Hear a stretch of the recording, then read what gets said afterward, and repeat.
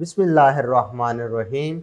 Assalamualaikum dear students. Welcome to AZ International Publishing House. Today we are going to discuss Mathematics Grade 4, Unit number 7, and Unit number 7 is about data handling. Today we will solve question number 1 of Review Exercise 7.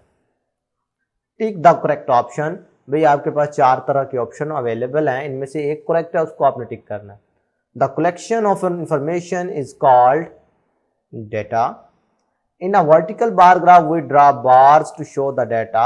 Vertical bar graph में आपको पता है कि जो bars draw की जाती हैं वो vertical shape में होती हैं.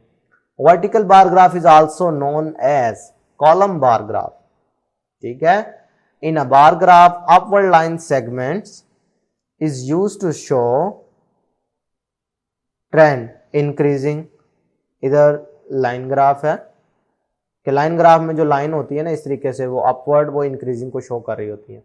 पार्ट 5 में देखें, pie chart is also known as sector chart, portion chart, circle chart, part chart. तो ये हमने सर्कल चार्ट के बारे में पढ़ा था कि पाई चार्ट को सर्कल चार्ट भी कहा जाता है. आज के लिए इतना ही. अल्लाह हाफिज.